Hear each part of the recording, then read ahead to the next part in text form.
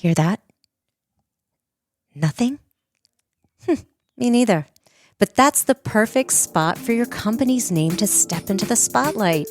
Become an underwriter for As You Mic It and let every episode be your curtain call. Slip a note to podcast@pashakespeare.org for more information. For humans, by humans. No hassle-free No parking. hassle-free parking. For humans, by humans. Welcome back to As You Mic It, the official podcast of Pennsylvania Shakespeare Festival, the official Shakespeare Festival of the Commonwealth of Pennsylvania.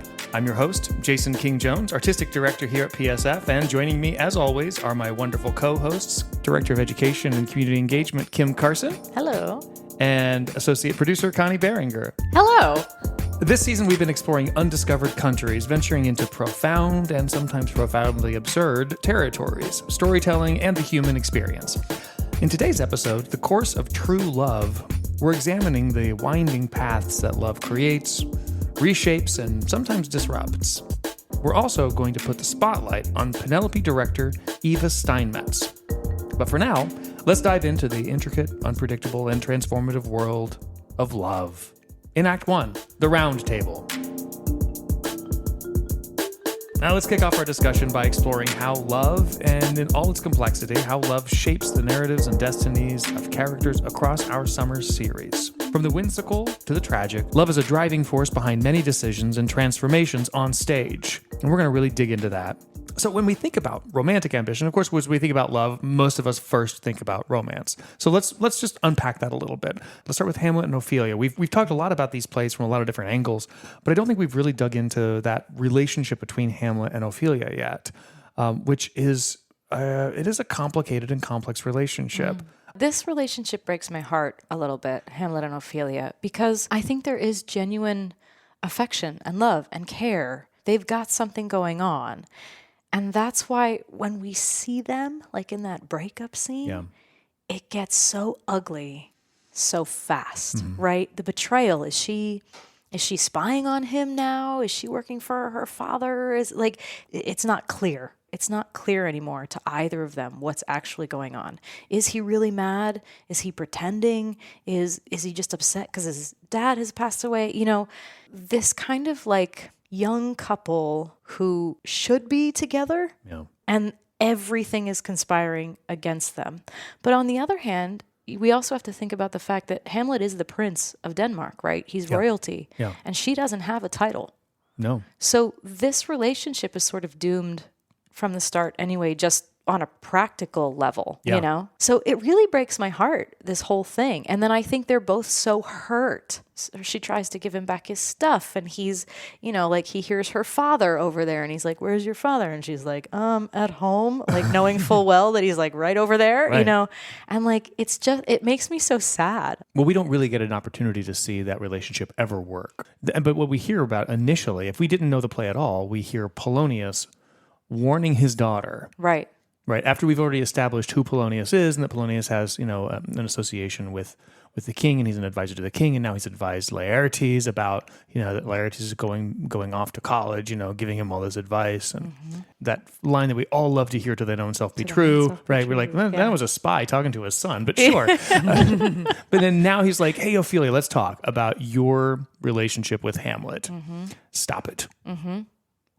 Right? You shouldn't be doing this. And you need to end it. Like that's how we learn that they even have a relationship, is when Polonius is advising Ophelia to break it off. And so that's where we start in the play. Yeah. But of course, the one time we hear about a scene that we don't see. And sometimes, maybe film likes to do it or whatever, but so we see that Polonius warns Ophelia against the relationship. And then the next time we see Ophelia, she's like, I saw Hamlet. And he came to me and he was acting crazy, right? The doublet all unbuttoned, and he came in and touched on my face, and like he played mad, and then he walked out of the room backwards. So we hear this intricately described, terrifying event. If we take Ophelia at her word, which I don't see any reason why we shouldn't, that event happened, and then the next time when we actually see them on stage together, we have those bits of information, and now we see Hamlet, who's contemplating suicide, struggling with what to do about all this stuff about what the ghost has told him to do and whether he can follow through on it. And of course, that's going to mean death. And then he sees Ophelia, and like, does he actually confide in her? And then he thinks in this moment that perhaps he can, but he's advising her to get thee to a nunnery, and that's a loaded phrase. And for Kim, can you also help unpack that for an audience who's going to hear "get thee to a nunnery"? What are they going to be thinking, and what Hamlet might have been meaning in all of that? So of course, when I think of that, I think of raised Catholic, the literal nunnery, a convent, right? And I do think that is partially what Hamlet is trying to say there. He's saying, go away, stay away from men. Yeah. All men are going to be terrible for you. Just go away and go live a life. Save yourself by getting away. Yeah. It's interesting because so many people, I think, interpret that line as insulting or mean to her. Yeah. And I think of it sometimes the opposite way, that he's actually, that like what you just said, he's trying to save her, right? He's trying to say, you know what?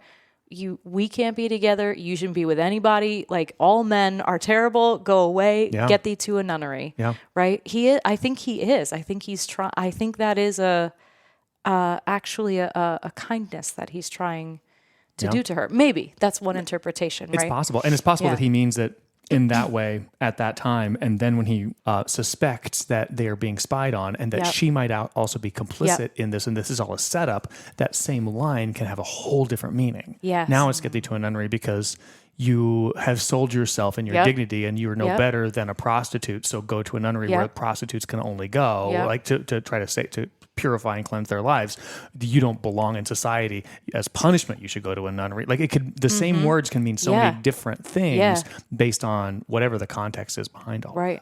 that. I'm really interested to see what we do with it on our festival stage. Because it's I've seen it done so many different ways. Yeah. And this gets back to, and we are going to be releasing some of the conversation that Lindsay and I had about working on Hamlet. So you'll hear a little bit about this, but of course this is where the casting really all, comes into play. Like, who do you have to play Hamlet? We've got an actor named Biko Eisen-Martin, which I think he's going to bring so much depth and soul to the character. And then our actor who's going to be playing Ophelia, their name is Pepin. And what Lindsay was looking for when he was looking for an actor to play Ophelia was somebody who could kind of push against the pathos that we often kind of think about, and the character that we pity. He's looking for somebody who had a lot of fight, who was going to really push against, I think, that all those ideas, and somebody who has a strong spine, and perhaps is like the intellectual and moral center of this world, but the world is so corrupt that that she can't survive in this place. And so as soon as he said that that's what he was looking for, I was like, I know the actor, and so we reached out to Pepin, who I had worked with previously, and lo and behold, castings worked out, and so like Pepin's going to be playing it, and I think it's really going to be exciting because it's going to be electric. It's going to be less about pity and more about fight, and I think watching that fight is going to be really exciting to see. Yeah.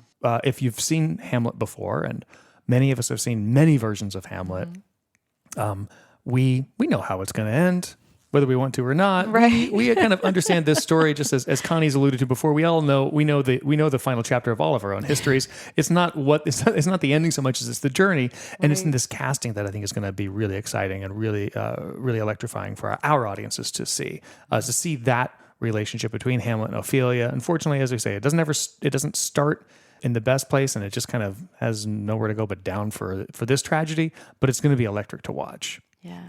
So that's one of the romantic relationships that comes into play in here. We can talk a lot about the Shakespeares, but let's also just note that there's a love story inside the producers. That's Leo Bloom and Ula.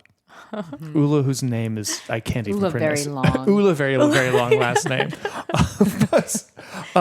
But there is a love story that comes up, and the bond, of course, the bond between Max and Leo is a different kind of love, a different kind of brotherly love, and it's also kind of a mentoring relationship, like this experienced Broadway producer who's going to bring Leo this accountant who's not even a CPA, just a PA, just a public accountant, under his wing to help him become a Broadway producer. And there's that relationship.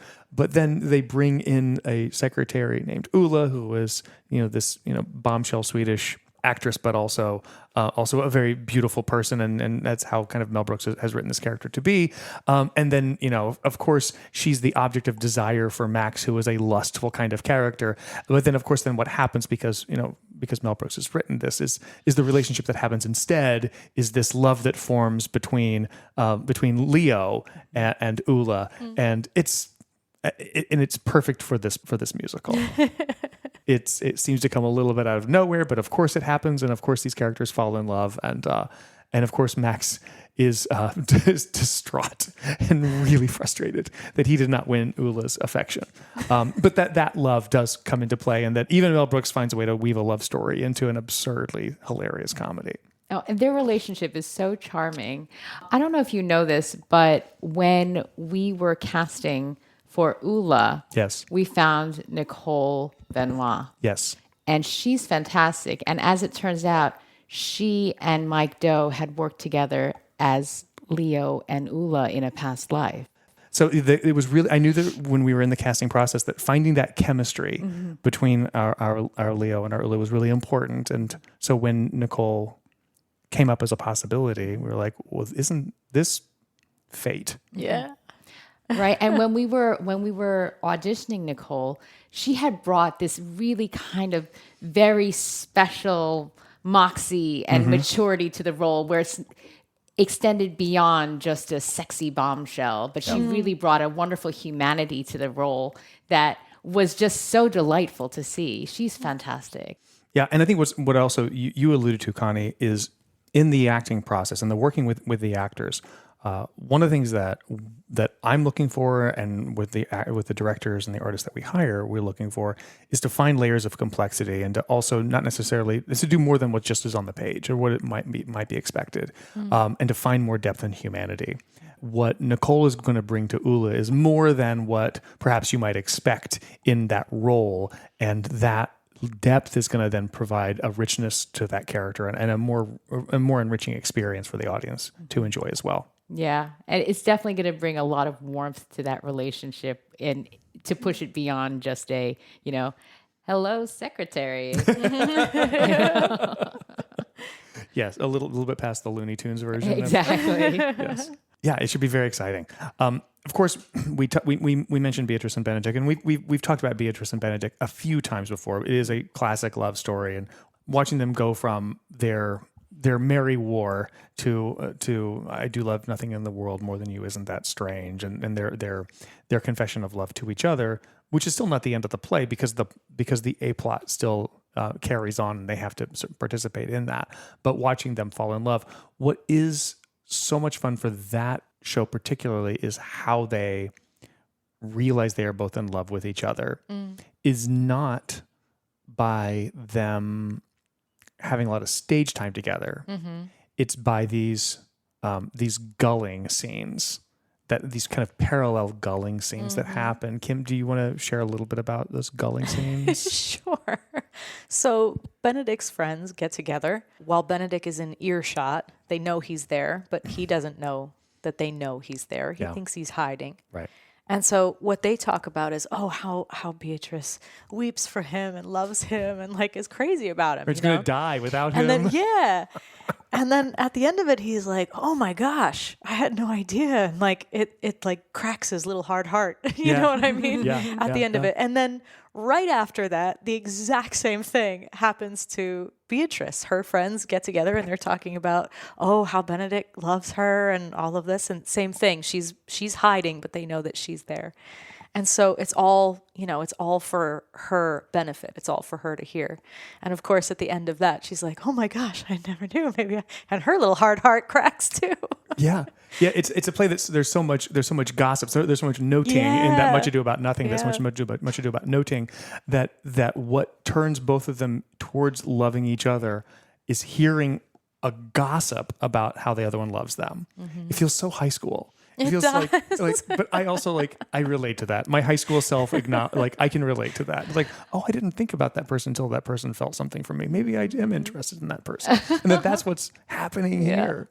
It's so interesting though, because their relationship has so much chemistry in it from the beginning. Oh, yeah. Their exchange of wits and barbs, throughout that whole first section of the play is so much fun to watch because you get that they're enjoying it. They're enjoying each other in that way. Yeah. And of course they've both promised their own, single life, I'll be a bachelor for life, that sort of thing. But But the minute they think the other one is actually in love, they turn immediately.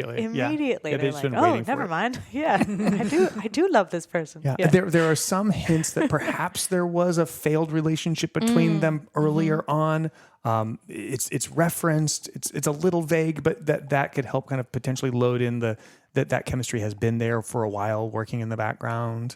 And all of the friends and the family, they're just like, why can't they just see that they love each other? Right. Let's get them back together. So you use this term gulling. Yeah. I don't know if I'm familiar with that. They are called the gulling gulling scenes. scenes. And I think the word gulling is used in one of those particular scenes. That word Gull, gull, the gulling actually is referenced in the play. I can't remember which one it is right now, but yeah, so they're known as the gulling scenes. Mm-hmm. Is that when Benedict is hiding behind the tree and makes gull noises? He doesn't. I don't know. Does he do that? There's always some tree for Benedict to hide behind, and then there's like a tree or a column. There has to be something, a bench, right? Something Right. for him to get. Yeah. And of course, that bench or that tree or that column better move as he's moving about the stage to kind of get it to listen better. It really, they always kind of stretch our credulity on just how much like he can actually be hiding, like and how well how well his friends are doing at tricking him. Excellent. Yeah. So those are some of the examples of our romantic love. We should also just talk about brotherly love, well known as bromances right now. Love amongst peers, and there are a couple really great ones. Of course, Rosencrantz and Guildenstern is the first one that comes to mind. These shared protagonists who actually get a little confused with each other on which is which, but they can't really. One cannot survive without the other, and they are a team. And in Stoppard's comedy, of course, they spend a lot of time talking with each other, trying to figure out their purpose in life, their existence, why they're even here in this play, and what they need to do once they kind of start to get the clues as to who they are and what they are doing. And then they continue to get thrust into the Hamlet plot, and just to varying degrees of success are they actually following through on even those scenes. One cannot exist without the other. Well, one fantastic thing is, when we think about them in Hamlet, they are interchangeable. There's no difference between them. They're so small. Yeah. And then when Tom Stoppard introduces them, from the moment that they're introduced, that first scene on stage, Yeah. there is such a difference in the two of them. It's like seeing when you meet identical twins for the first time and, I can't tell them apart. And then you spend 15 minutes and you're like, they have a completely different personality. Yeah. And Yeah. I actually see who they are now. And I love the way Tom Stoppard just takes that same kind of energy and just rips them into two separate personalities. They are so different.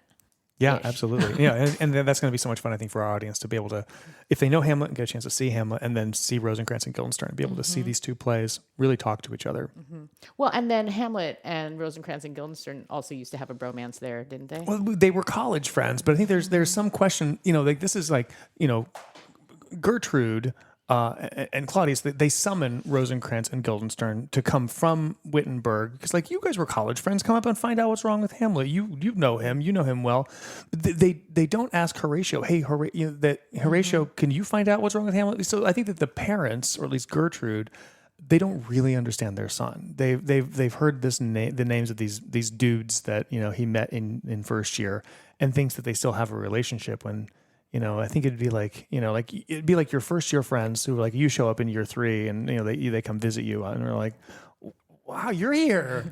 Cool. Well, thanks for showing up for Dad's funeral. Why are you here? It seems to be like the kind of key question that Hamlet has. He's like, my friends, but also why? Why'd you make the journey? That's a lot of effort for a relationship that doesn't have a lot of strength to it. And he's like, but why are you really here? Why are you though? really here? What really brings you though? Nice to see you again. Right. As opposed to Hamlet and Horatio, who do seem to have a bond, and Horatio was kind of left behind when all this happens to carry the story on. It is interesting. Hamlet's able to has somebody to confide in this play, and it's not Ophelia. It's Horatio. It's Horatio that Bernardo and Marcellus bring to the ramparts in the very first scene to witness the ghost. They're like, you need to see what's happening up here, and then you need to go tell Prince Hamlet what's going on. So it's because of Horatio's bond to Hamlet that Hamlet gets the information about the ghost, and that relationship is what carries on. Hamlet turns to Horatio after the mousetrap scene and says, "I'll take the ghost's words for 1,000 pounds, Horatio." It's Horatio that he's able to confide in. And what's also interesting in this particular production is that Lindsay has cast Tasha Marie Canales to play Horatio. So in this particular production, Horatio is the character is a little more gender fluid than I think what Hamlet has, what Shakespeare wrote in this play. I don't think that there's going to be any change in any of the, except for flipping a few genders from a piece of him to a piece of her. There's not going to be really any other change. But I think it is going to ask the audience to see a relationship that Hamlet and Horatio have that has a love to it that is a platonic kind of love that can cross kind of the gender boundaries that we might expect to turn into a romantic love, but can be a platonic love. And I think that that's going to add another interesting layer and an exciting layer to the relationships in this play. That's cool. That's really cool, actually.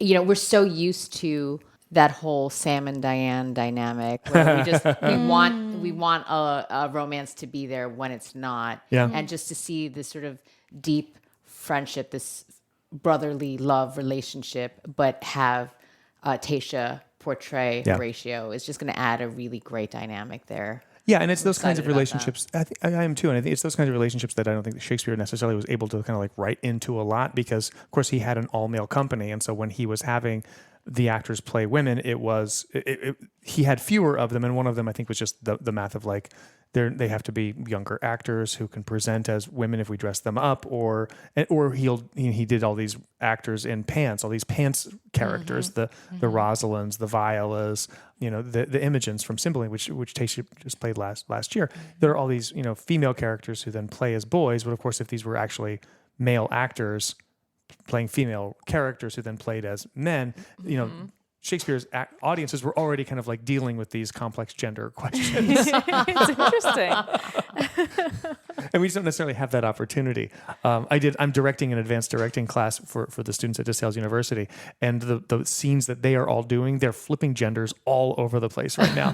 To think that they recognize, of course, with Shakespeare, that there was always these questions of gender roles that were at play that we don't necessarily get to see when we're kind of casting more gender typical actors into these particular roles. So this is just going to be an interesting, an interesting treat for our audience, just to add that layer of that, as you said, that Sam and Diane kind of relationship. Yeah, I'm so excited about this. It's going to be fantastic. Yeah, one more. I'll highlight one more kind of bromance relationship, and then we will move on into some family relationships as well. And it's back into Much Ado About Nothing. I think it's in the heart of these adult men, the Dons, Leonardo and Don Pedro. These guys who are kind of at the apex of their power. Don Pedro is kind of like the prince in the community, and Leonardo is kind of like the mayor of Messina here in this town. I think that's all correct. We'll have to fact check all of that right now, and I'm going to be directing the play. So they have this bro-y kind of relationship when Don Pedro returns from war and comes to Leonardo's home, and Leonardo's like, "Stay here, stay for a month, stay for as long as you want." They basically party. Yeah. For ever. That's like literally my dream come true. That's what I want for my retirement. Right? Just hang out at my place for as long as you want, and we're just going to party and enjoy each other's company. And that's like the basis of it. And of course, then all the noting happens around that. But that the fundamental relationship between these two guys is just like, come hang out. We're gonna have a great time and party. I think that's the kind of life that Claudius was hoping to have at Elsinore. It was like once he and Gertrude got together, he was like, now let's dispense with the funeral and can we just party now? Can we just be happy that everything is fine? Let's ignore the fact that I'm a murderer. Ignore the war. The war approaching at our doorstep. Yeah, I just want to do what Don Pedro and Leonardo did in that other play. Claudius is like, I'm winning. I'm winning so hard right now. Look at my main character energy.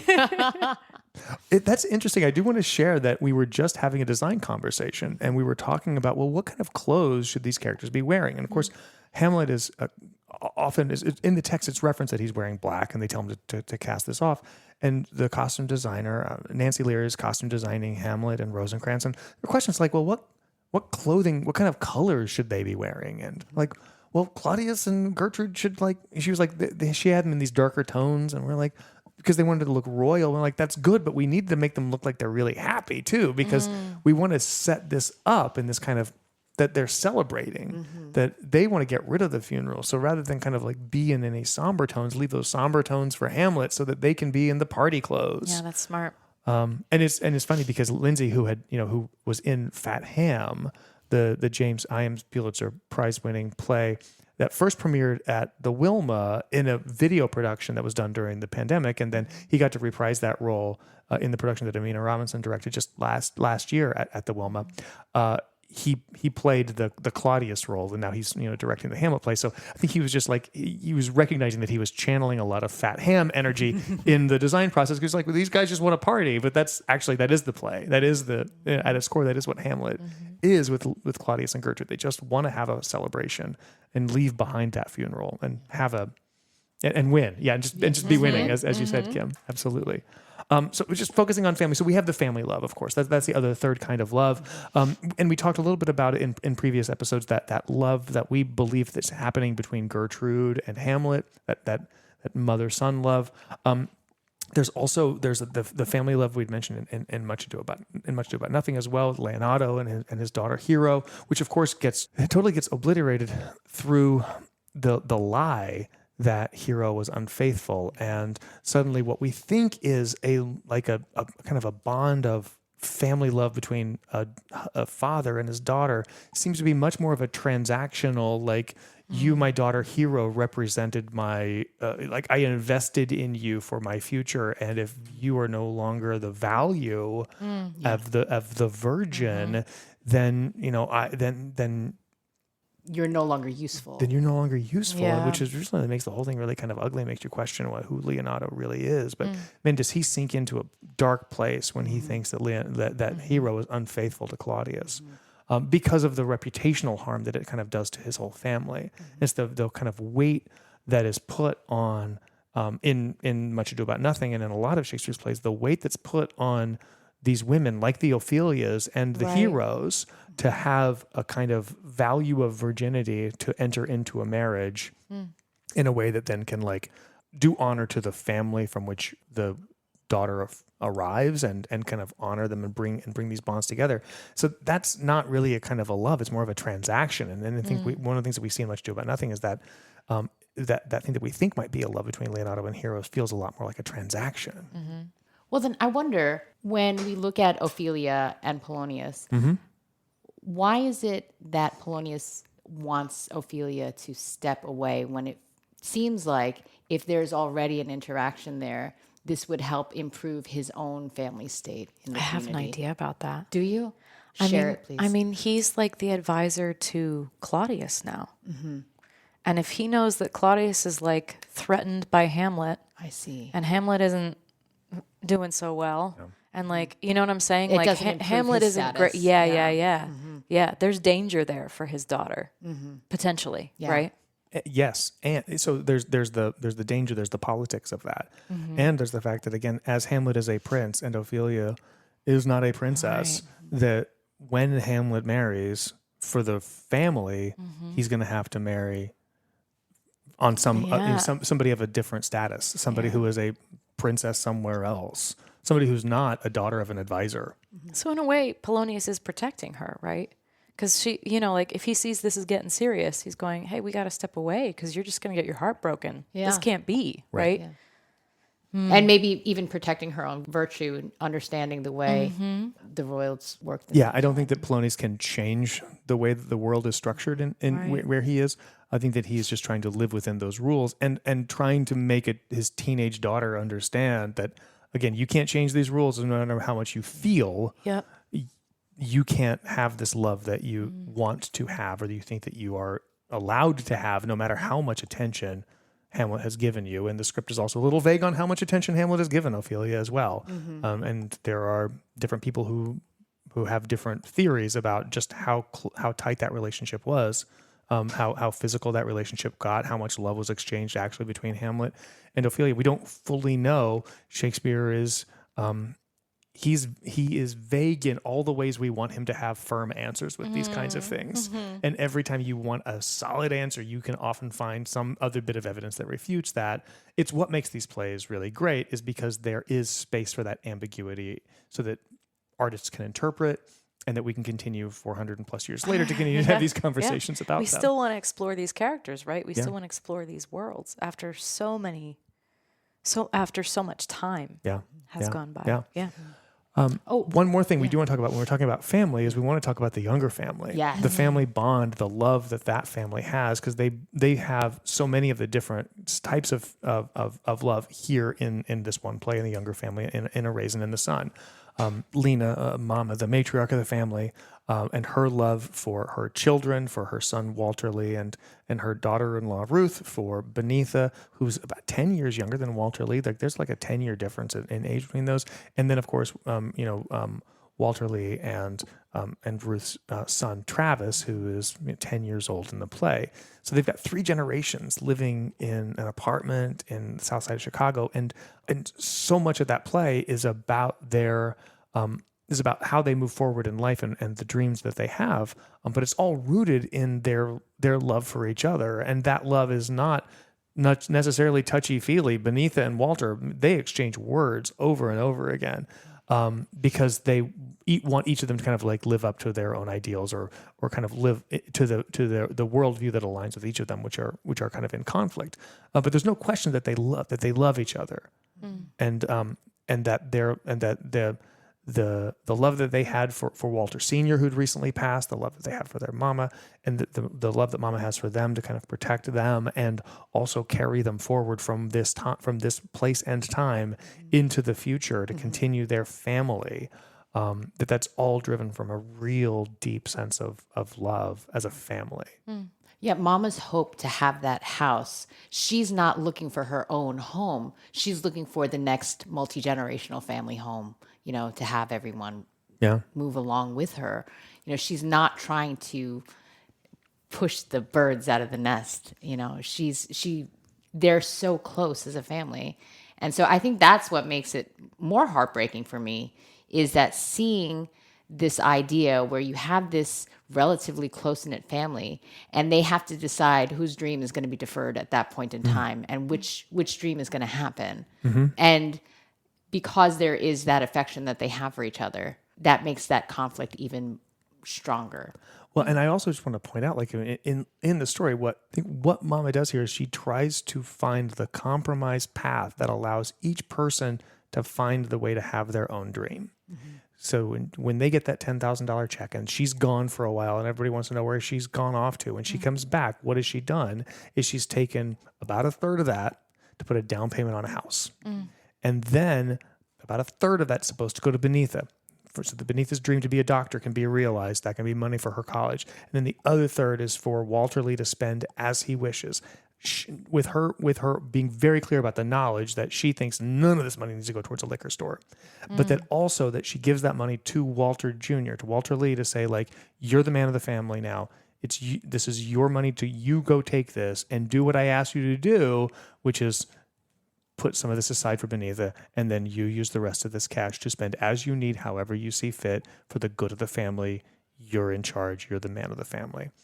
To her disappointment, when she makes this gesture of kind of a power handoff, really, like I am going to take my matriarch hat off and let you be the patriarch of the family now.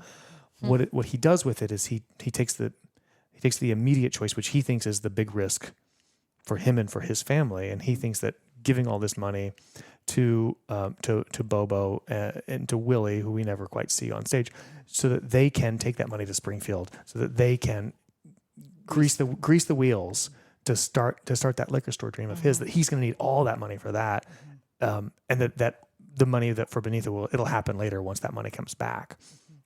We learn the folly of that plan in the play, but that what Mama does, she tries to make sure that each of her kids, whom she deeply loves, has their dream equally. That's such a love of a parent, when you try not to, my mom used to always say that, like, when she slams two fingers in the door, they both hurt the same. And I guess we're supposed to be one of the fingers, but I mean, Mama really does want to make sure that everybody has a fair shot. Yeah. She's not looking to say, this is a good idea. Let's fund this liquor store. Beneatha, you have to sit and wait. But at the same time, it's not gonna get everybody all the way there. She wants everybody to take the steps that they need to do to earn this as well. Yeah. Yeah. How could you choose that as a parent? How could you choose one of your kids' desires over the other and tell you have to wait for a while and hopefully this one works out? You know what I mean? Right. That's how can you do that? How could you do that? That was really hard. That's why I only had one. I never have to confront that part. Kim and I will have to face those challenges at some point. Those are the choices that you made in life. You made that bet. Well, so we've been able to really focus through this conversation on some of the core relationships in this Course of True Love episode in Act 1, the round table. And as we delve deeper into the very landscapes of love this season, we're excited in our next act to welcome a special guest whose collaboration with Alex Bechtel brings a fresh and imaginative lens to an age-old narrative. Her work exemplifies the very essence of discovering new territories in storytelling. So joining us today for Act 2 is Eva Steinmetz.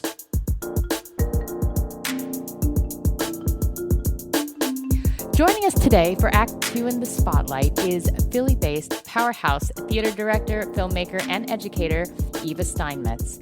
Eva has an amazing track record of bringing groundbreaking works to life. Her innovative theater and film work has garnered multiple critical accolades, including 6 Barrymore nominations, critics' picks from both Time Out New York and the New York Times, and a Gotham Award. Eva is currently artistic producer at Pig Iron Theater Company, where she continues to push creative boundaries on both stage and screen. We're thrilled to discuss her exciting collaboration on PA Shakespeare's Summer Theater Series presentation of the new musical Penelope. Welcome, Eva Steinmetz. Hello, I'm so happy to be here. Here at the Shakespeare Festival, and particularly here at the podcast, we've been absolutely buzzing about Penelope. We're so excited about this. Can you give me a little bit of background? How did you get involved in this project? Yeah, I'm also buzzing about it. I'm so excited to bring this show to Pennsylvania Shakespeare. The piece started for me around the same time that it started for Alex Bechtel during lockdown in 2020. He was quarantined in Philadelphia while his partner at the time was quarantined in a different city. And he started writing these songs from the perspective of Penelope. And he would send me demos and I would give him feedback on the music as a friend and a collaborator. My parents are musicians and I work a lot with musicians. I love collaborating with musicians. And so it was just like a real gift and a little beacon of light to have that creative exchange when theater had otherwise disappeared. And over the course of him writing the album, I started poking him and saying, I think this is a show. I think we should turn this into a show one day. And because theater had disappeared, he was not really able to conceive of ever doing that. But then in 2021, we got the Orchard Project residency and brought Grace McLean on board and had a bunch of devising workshops where we messed with the music and started writing some of the script. And the three of us together are really the co-creators of the piece that you'll see. Amazing. So from that point to where it is right now, how much has this piece evolved? Quite a bit. We did our first workshop together in New York City in 2021. And then in 2022, we were in Saratoga Springs at the Orchard Project. And that was the first time that any of the material was performed in front of an audience. We did a showing of a work in progress at Cafe Lena, which is a really beautiful and charming folk venue in upstate New York with lots of photos of baby Joni Mitchell and Bob Dylan on the wall. It's the perfect place for this. It really is. I think Hadestown had one of their early showings of material there too, which felt like a good omen. Amazing. It's sort of a mythological beacon. We're part of the mythos of reimagining mythology. Yeah. So has Penelope reached a point of symmetry in the creative development, or is this going to be an ever-growing, ever-evolving project? Alex always says, and I think this is true, that when he and I are involved in the project, things are always shifting because we're writers on it, and so we find things that we wish sounded a little bit differently or maybe feel different because of the performer who's saying the words, and so we want to reword it or add a little paragraph about something. So I have a maybe bad, maybe productive habit of always tweaking with the language when I'm part of it. But I do think for the most part, it is the text is done and it's out in the world. It's licensed. There are people in other cities doing it too. But one of the things that I love about the show is how much it is defined by the person who's playing Penelope. And so while the words don't shift very much, I do think the tone and the messaging and the emotional experience of the play can vary dramatically depending on who's portraying it. Right. So Grace did the first Penelope, and so now we have Rachel Camp doing Penelope, and she is going to be the fourth one. Yeah, Grace. So Grace was one of the co-authors, and she's performed it a few times, mostly in music venues. She hasn't done a fully designed production yet. The premiered production was at Hudson Valley Shakespeare Festival, and Tatiana Wexler performed that one. And then last spring, there was a production at Signature Theater in Virginia, and Jessica Phillips did that one. So yeah, Rachel Camp will be the fourth. Amazing. And she's going to bring a completely different perspective as the mother of a really young kiddo. So she's going to have a different relationship with Penelope. So I'm really excited about this. Me too. Me too. It always feels good when the actor is a mom too. Absolutely. So this whole episode, we've been talking about relationships and love. And so I wanted to clue you in on a little bit of the conversation that we've been having in-house about Penelope.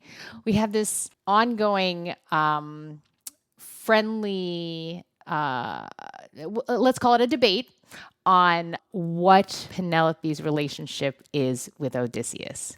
Where's the love there? What does that look like in this relationship? How do you think Penelope views Odysseus? Oh, what a complicated question. I know, it's the worst, isn't it? And I think it has a complicated answer too, because I think so many things are wrapped up in her feelings about Odysseus, that he, in a lot of ways, abandoned her and has not been around for most of her adult life. And there's resentment and there's alienation and there's blame and anger. But he is also someone that she chose to marry. And one of the reasons that she chose to marry him was that she did love him. So there was love. And I think the question of whether that love exists in the present moment and to what extent it exists in the present moment is an open one that she might not even know in a given moment where her love is or how big it is or what's driving it or what's not driving it, if she's being driven by something other than love. And I'll clue you in on one of our arguments about this is that I have this feeling that she's in love with the idea of being married more so than actually being married. Because from my standpoint, she doesn't know Odysseus really at all, other than that brief marriage that they did have before she became, a single mom.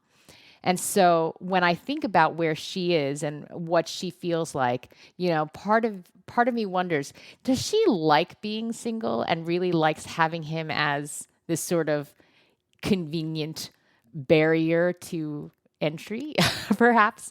Does she appreciate having this bit of freedom as a single woman without having to answer to a husband that's really calling the shots in ancient Greece?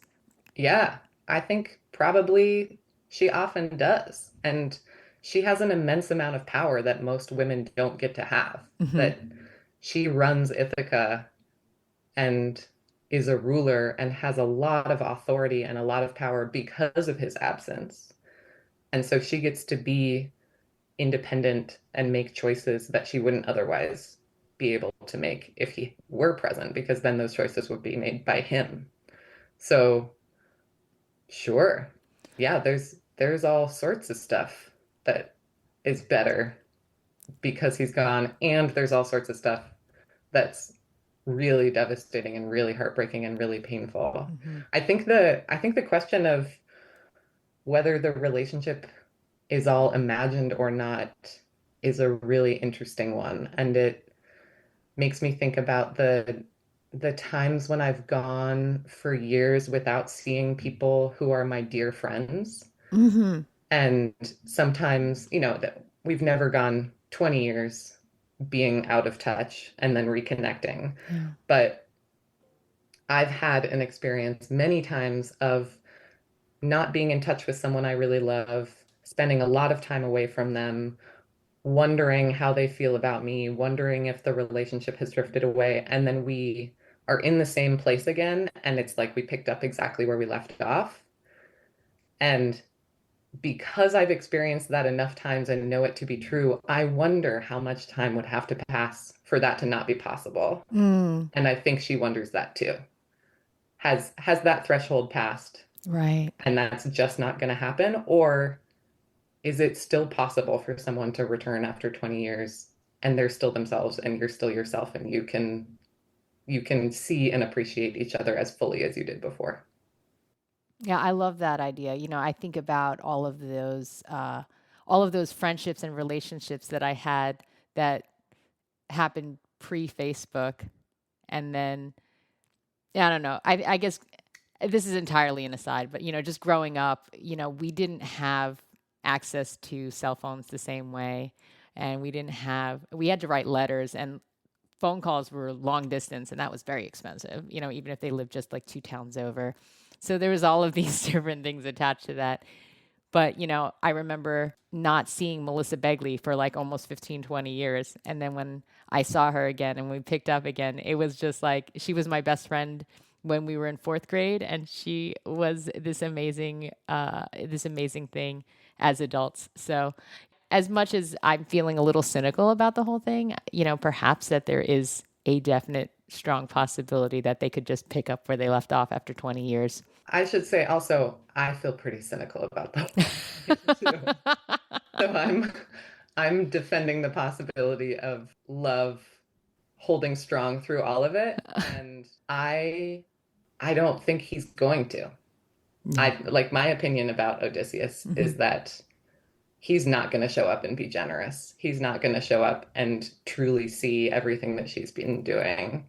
He's going to show up and take control and hurt people. He's going off. He's going to war. There's not really the same kind of opportunities for that relationship growth that Penelope had.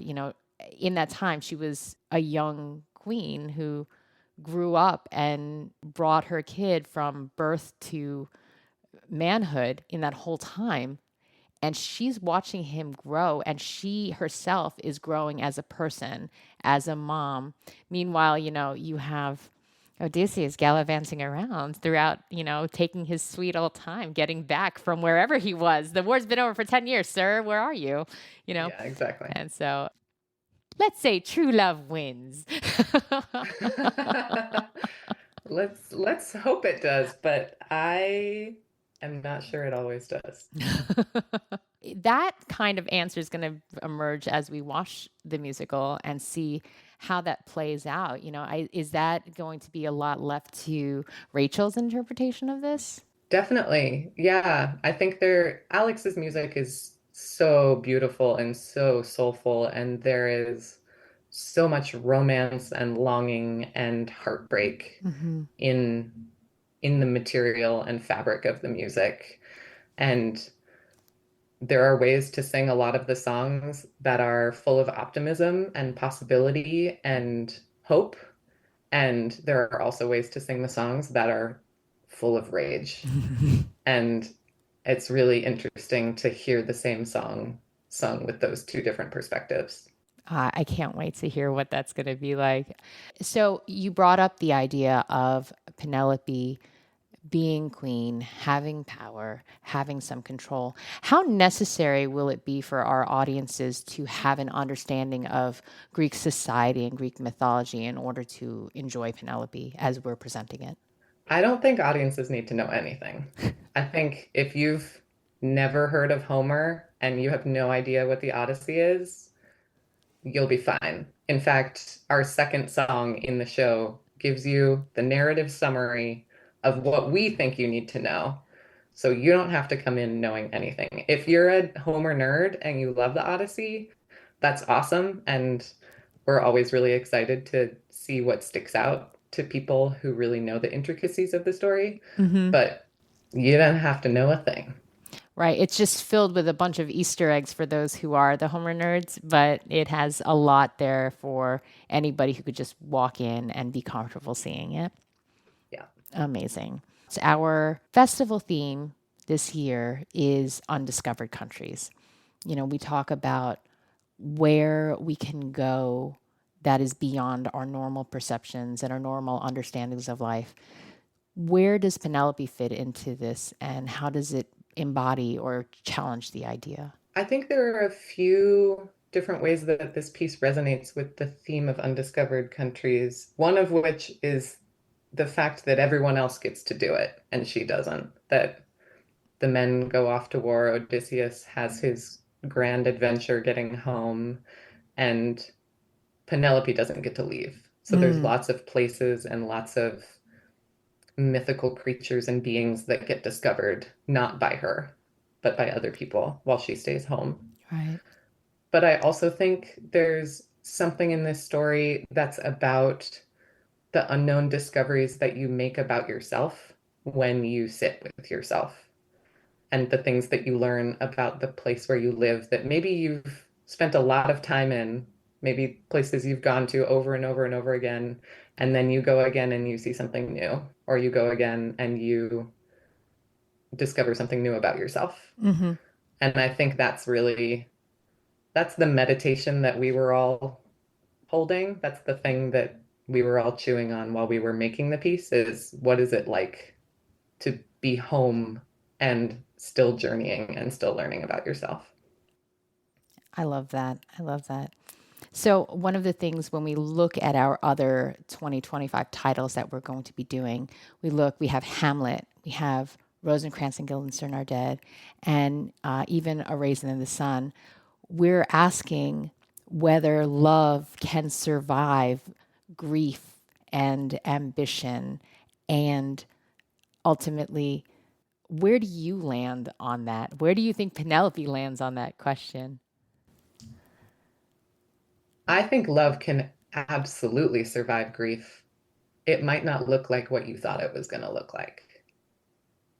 I think there's a fairy tale ending that we were all taught, and that she was probably also taught, about what it means to be in a heterosexual marriage with a very powerful cisgendered man, and that there's a certain way that that's supposed to occupy your life. And she didn't get that. And there's a lot of heartbreak that came with the loss of that. And I think the tension exists in the desire for it to show up anyway, to have love have this image of what we were taught it's supposed to be. And I think what happens instead is when you can let go of that and still make space for love, there are other freedoms and other relationships that get to emerge that are actually stronger and more nuanced and, what's the word I'm looking for? Complex and healthy. That is definitely a really beautiful way to describe that. Thank you so much for being here. Thank you, Connie. This has been such a treat. The treat was all mine. You're glorious. And I'm so excited about seeing your vision. And I am excited about sharing this with Kim. I have to admit, we have different ideas. She is far more of a romantic in the whole thing, and I am a bit more of a cynic. So it's nice to hear that our thoughts can meet somewhere in the middle as well. All are welcome. Thank you so much for being here. A big thanks to Eva Steinmetz for sharing her creative insights with us today, and we're really thrilled to be bringing Penelope in a co-production with Theater Horizon down in Norristown. It's running down there until the 18th of May. It starts on May 7th, and then it's going to travel up here, and it's going to run from May 28th to June 8th in our Schubert Theater. It's going to kick off our season for the 2025 season. Details on tickets are going to be in the show notes. So now we're going to pull back the curtain and we're going to share some stories from behind the scenes where the complexities of staging love create their own special magic. In Act 3, a peek behind the curtain. All right, it's time to pull back the curtain and take a look at love on stage. Now, some of us call it chemistry, some of us call it method, but staging love with all of its emotional nuance presents unique challenges. And in just the last few years, it's become more of a niche art form and a real careful method of study that's started out in a lot of films and has become much more of a standard thing, both in films and now in theater. And that's an intimacy direction or intimacy choreography. So just like when we have with fight choreography, when we're staging a great battle and we've got some great fights in store for us this summer, we're not asking our actors, our Biko, Eisen Martin, and David Pica, who plays Laertes, to grab a couple swords and figure it out. Mm-hmm. Those things have to be safe. They have to be repeatable. They have to tell the story, and they are in close collaboration with the director and with a fight director or fight choreographer to really make sure that the actors are safe, the story's being told, and it's being done in a way that can be done night after night after night. And they can look in so many different kinds of ways when we're looking at fights. So with that same kind of method and understanding of things being safe and repeatable and telling the story, we've now entered into this new form of working with intimacy choreographers or intimacy directors. And I'm going to turn to Kim Carson here, who's just recently actually been doing some work in learning more about that field. Can you share a little bit about that? Mm-hmm. Yeah. So intimacy direction, a simple way to put it is to say that consent becomes the number one thing we are working with, right? Mm-hmm. That's the most important thing. A lot of people think about the romantic stuff, right? Or the sexually intimate stuff. Sure. But it also includes any kind of intimacy. You know, can I touch your hand? Can I touch your face? Can I put my arm around your waist? Even those sorts of things. You know, as human beings, we all have different boundaries, right? We all have things that bother us and things that we're totally okay with and things that are somewhere in between. Some people use the term gates and fences. Some people use red light, green light, yellow light for different parts on your body. And so what I will do as an intimacy director is help folks establish what their boundaries are, be aware of them, and facilitate consent in the room. So this makes actors feel safe and empowered, and it often leads to work that's more daring and more interesting for the audience to watch.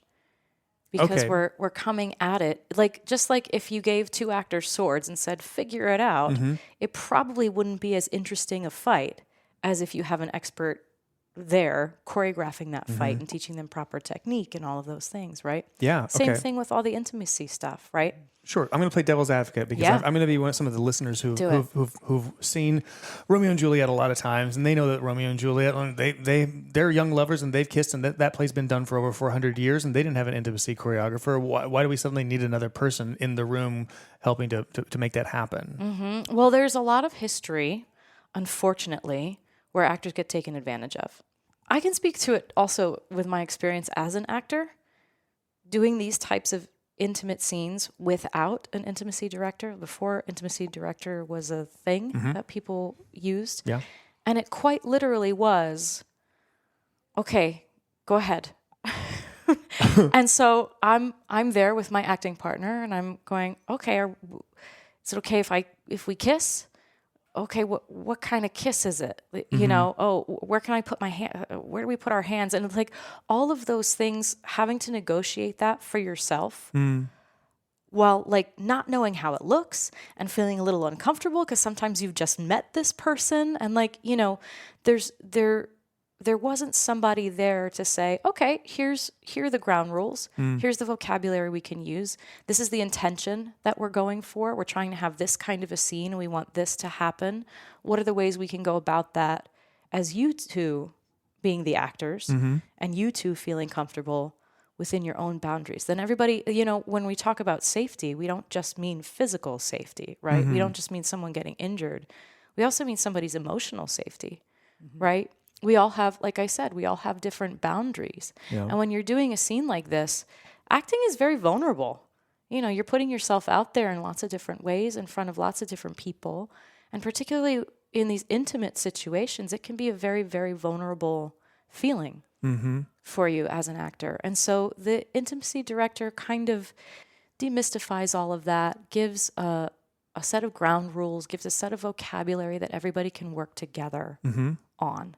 If we were in a rehearsal room and I were watching you, Kim, as an intimacy director, work with a couple of actors, what might that experience look like or sound like? What would happen in that rehearsal? It would depend, of course, on the scene. Let's say we're doing Romeo and Juliet, and we know that it's the morning scene. No, it's the nightingale. No, it's the lark. You know, that scene. Yeah. And we know that they have just woken up after spending the night together, right? And they're in bed, and in some productions, they have very little clothing on. In some productions, they have, you know, they're already dressed, that sort of thing. So it's always starts with a conversation with the director. You're going, what is your intention for this scene, right? And the director might say, oh, I want it to be really passionate and forceful and playful and, you know, all of those types of things. And you go, okay, now let's sit down with the actors and say, here's the intention, here's what we're going for, right? Let's start with you as a person. You say, let's talk about ourselves. Where are we really comfortable? Where are we not so comfortable? All of those things. You don't have to explain why. You know, there's no judgment there. It just is what it is. And you say, I would start with something like red light, green light, yellow light, right? And what you literally do is you talk about different parts of your body. So right now I'm talking about my hand. That's green. You can touch that without asking me. We can be playful with that, right? So your hand is green, so I can grab your hand. That's right. You can touch my hand. We don't have to talk about it. My elbow is green. My shoulders are green. My cheek is yellow. I don't mind if you touch my cheek, but I would like to talk about it before you just go for it, right? I'm not as comfortable with that, right? My nose is red. I don't like people touching my nose. That's non-negotiable. Red light on the nose. You can't touch my nose. So no matter whatever my impulse are, I'm playing Romeo, and I just think that like I just want to like go nose to nose. Right? Nope. No. Can't boop me on the nose. No boops. No boops on the nose. No boops on the nose. All right. So we start with that, and then we go, okay, now we understand where we're comfortable and where we're not. Here's the intention, and then we turn to the script like you would with any bit of choreography, and you say, let's start piecing it together, right? This is where you touch her face. This is where you might pull her into an embrace. This is where you might put your hand on the back of his head, all of those sorts of things so that it's, like you said, repeatable, safe, and consistent. Yeah. How much of this conversation happens before the first rehearsal? So the conversation with directors, I would say definitely happens before the first rehearsal. And then it's interesting. I've worked with intimacy directors many times in my career. This will be my first time serving as intimacy director for the festival this summer. And so in terms of like, I've had intimacy directors in the room from day one, and I've had intimacy directors like come in one time and kind of give us like a quick like gates and fences thing, and then like, okay, you figure it out. If you have any questions, let me know, right? Which is also okay if you have actors who are comfortable doing that, you know. So that conversation with the director pre-production, pre-rehearsal, however you want to call it, I guess.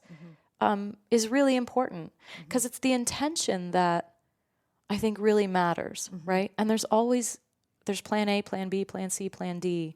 to achieve that intention. I just directed, I direct at Deer High School as well. I run their theater, after school theater stuff. And we did cabaret last year. Yeah. And the actor playing Sally and the actor playing Cliff were not comfortable kissing. And in the script, they're kissing all the time. Yeah. They're kissing casually, they're kissing romantically. There's lots of kisses in that play. But you have to break it down and say, well, what's the intention here? So, for example, this scene, the intention is to show that she gets intimate with people very quickly. Yeah. Right? Before that. So what's another way that we can show that she gets intimate with people very quickly? Right?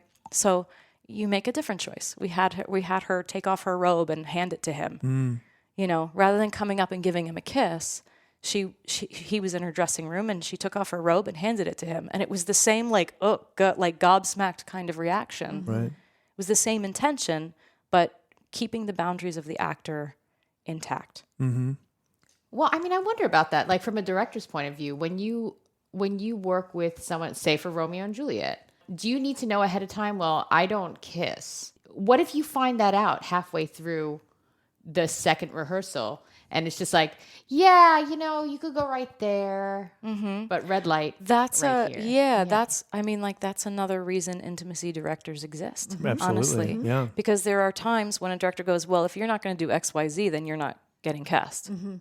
And I think we're trying to get away from that and push the industry more towards humanity and less towards people are just objects or machines, right? And so using an intimacy director, that means I get to be the person that can be liaison between you, the actor, and the director. Yeah. And go, I think we can achieve that without kissing.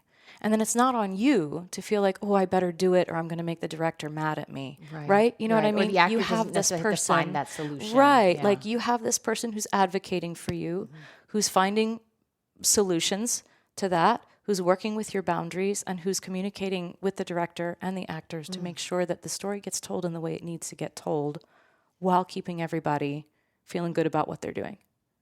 So how much work do you do from like an artistic side? I mean, would you look at a scene and say, we're going to have to not do tongue here, No, for real. I'm curious about this. This is fascinating. Yeah, absolutely. Like, I think you do have to talk about it the same way you might talk about a fight, right? Like, I don't think we're going to choke him here. Yeah.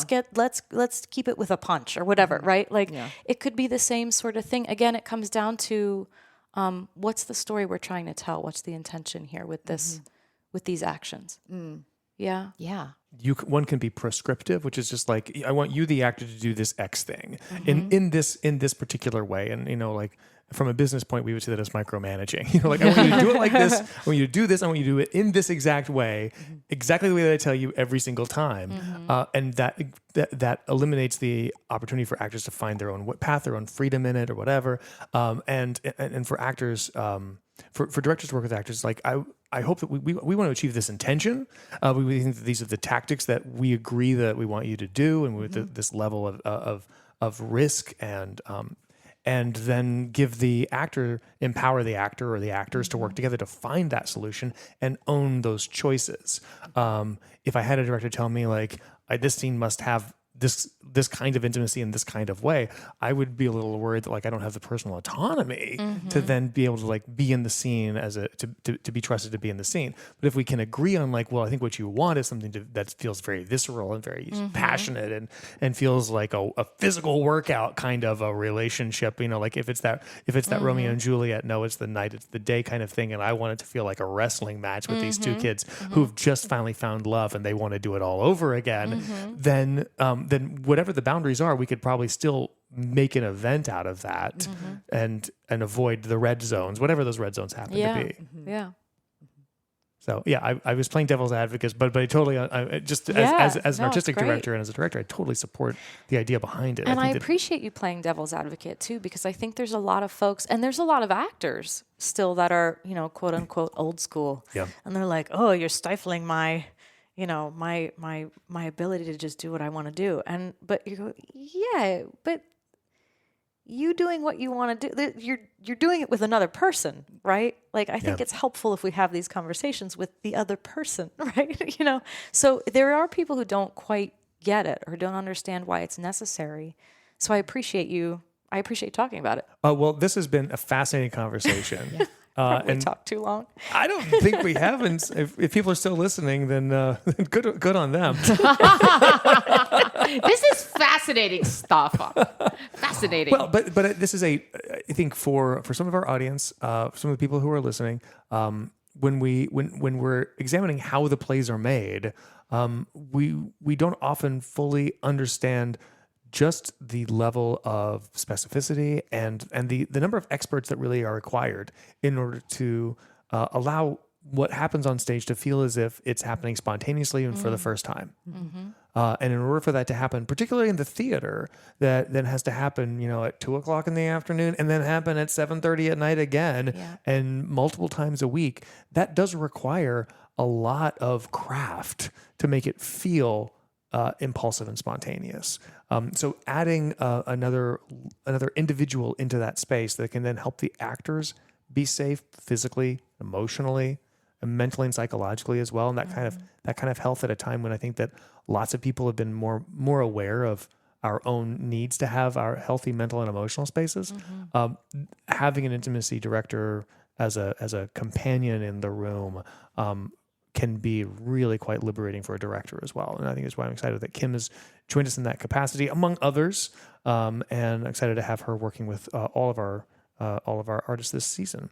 And that is a peek behind the curtain. A peek behind the A peek behind the curtain. Well, it's been another one, folks, and thank you for being a part of it. Thank you for joining us for this heartfelt exploration of the course of true love. We hope today's discussion inspires you to consider love's complexities both on stage and off. To experience these stories firsthand, be sure to get your tickets at pashakespeare.org or reach out to our box office at 610-282-WILL. That's 610-282-9455. For all of us here at PA Shakespeare, we want to thank Chuck Gloman and Jarret Brown and all of our friends in the TV and film department and everyone at DeSales University for your support in making As You Mic It a reality. Until next time, for Kim Carson and Connie Behringer, I'm Jason King-Jones, reminding you that while the course of true love never did run smooth, it was always a wild ride. Thank you for listening, and we'll see you at Labuda. Thank you for listening to As You Mic It, a Pennsylvania Shakespeare Festival presentation recorded on the beautiful campus of DeSales University. Our music is by Cedric Lamar, with hosts Jason King-Jones, Kim Carson, and Connie Behringer. For more information on our summer theater series, giving opportunities, tickets, and more, visit pashakespeare.org. Be sure to like, subscribe, and we'll see you at Labuda.